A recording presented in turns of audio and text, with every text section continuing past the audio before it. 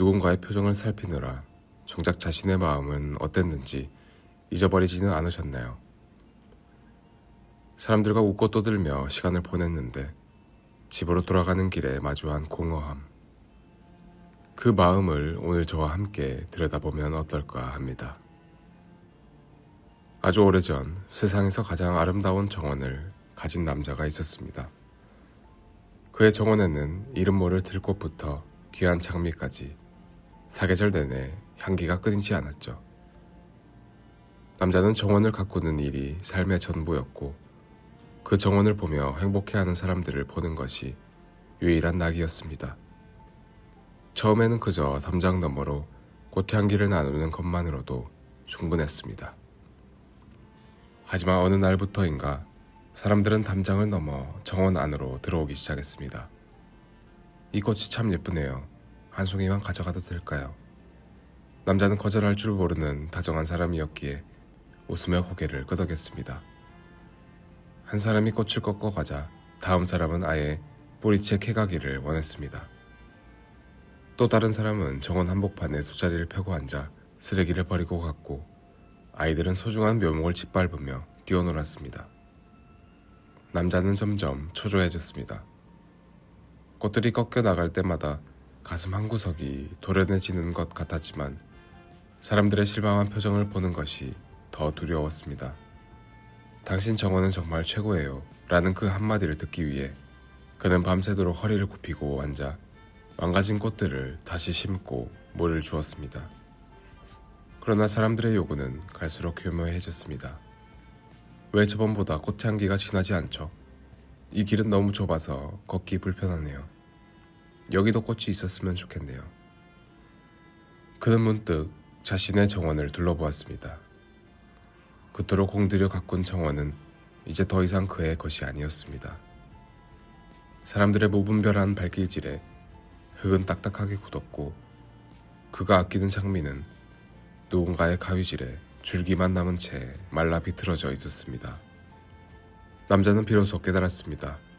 정원이 폐허가 되면 그들은 미련 없이 옆 동네의 다른 정원을 찾아 떠날 것이라는 사실을 말입니다. 남자는 그날 밤 처음으로 정원의 문을 굳게 걸어 잠갔습니다. 그리고 무너진 울타리를 다시 세우기 시작했습니다. 사람들은 비난했죠. 당신 변했군요. 인색하게 왜 이러는 거야? 하지만 남자는 대답 대신 흙 속에 파묻혀 있던 자신의 이름표를 닦아냈습니다. 우리는 사회라는 거대한 공동체 속에서 좋은 사람이라는 평판을 유지하기 위해 기꺼이 자신의 정원을 타인에게 개방합니다. 상대의 기분을 맞추기 위해 내 감정을 억누르고 무리한 부탁인 줄 알면서도 거절하면 관계가 틀어질까봐 억지로 고개를 끄덕입니다. 회의감은 바로 그 지점에서 싹을 틔웁니다. 내가 준 만큼 돌아오지 않을 때 느끼는 서운함이 아닙니다. 내가 나를 버리면서까지 지켰던 그 관계가 사실은 모래성처럼 허무하게 무너질 수 있다는 것을 본능적으로 직감할 때 회의감은 파도처럼 밀려옵니다.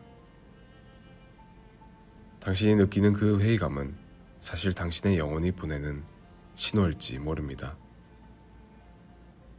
이제 그만 타인의 정원을 가꾸는 일을 멈추고 내 정원에 물을 주렴이라는 경고등이죠.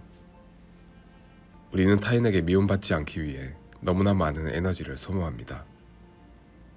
하지만 역설적으로 모두에게 사랑받으려는 노력은 누구에게도 진정으로 존중받지 못하는 결과를 초래하곤 합니다.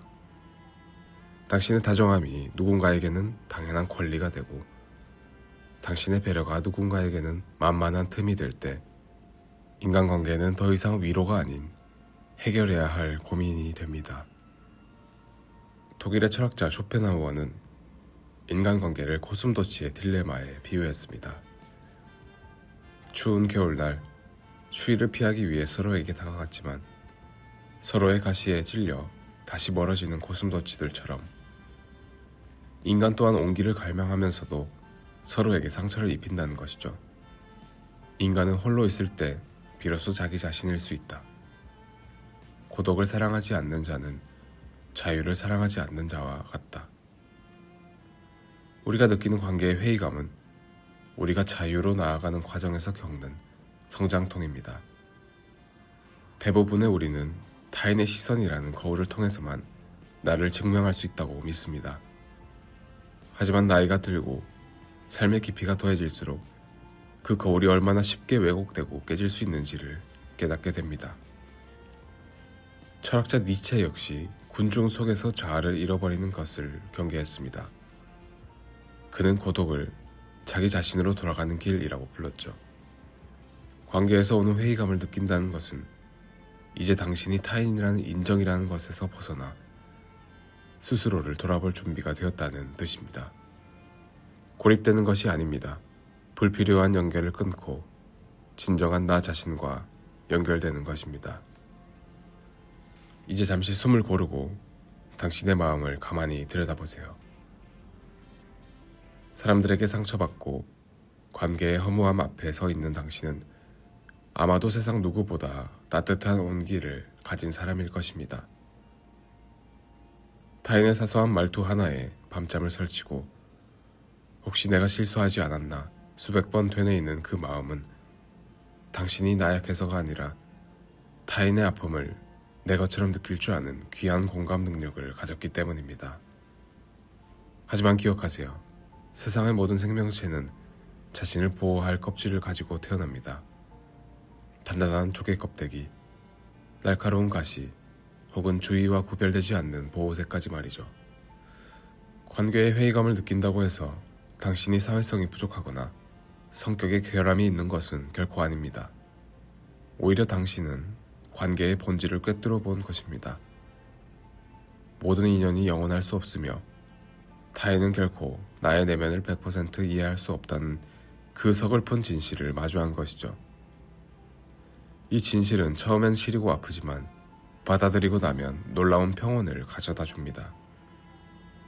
타인에게 기대하지 않기에 실망하지 않고 타인의 평가에 휘둘리지 않기에 온전히 나로 존재할 수 있게 되니까요. 당신이 오늘 느낀 그 외로움, 공허함은 당신을 갉아먹는 독이 아니라 당신의 진가를 알아봐줄 단 한 사람, 바로 자기 자신을 만나기 위한 초대장입니다. 무리 속에서 억지로 웃음 짓던 가면을 벗어던지고 거울 속에 지친 당신을 향해 그동안 참 애썼다 라고 말해주는 순간 관계의 회의감은 비로소 치유의 시작점이 됩니다.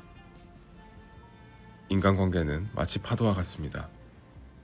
밀려왔다 밀려가는 파도를 억지로 붙잡으려 하면 손가락 사이로 빠져나갈 뿐이죠. 하지만 우리가 해변의 단단한 바위처럼 그 자리에 굳건히 서 있다면 어떤 파도가 덮쳐와도 우리는 무너지지 않습니다. 오늘 밤 당신의 울타리를 한번 둘러보시고 너무 낮아서 누구나 쉽게 넘어오지는 않았는지 혹은 너무 낡아서 당신의 소중한 꽃들을 지켜주지 못하고 있지는 않은지 말입니다. 울타리를 높이는 것은 단절이 아닙니다. 진정으로 소중한 사람만을 정중히 초대하기 위한 준비입니다. 때로는 혼자 걷는 길이 가장 정직할 길일 때가 있습니다. 누군가의 보조를 맞추기 위해 발걸음을 늦추거나 서두를 필요 없이 오직 당신만의 호흡으로 걷는 그 길 위에서 당신은 비로소 가장 편한 얼굴을 하게 될 것입니다. 오늘 하루도 참 고생 많으셨습니다. 남은 오늘은 타인의 시선이라는 안경을 벗고 당신의 내면 속 등불을 켜보는 것은 어떨까요? 여러분의 따뜻하고 편안한 마음을 소망하는 나신맘이었습니다.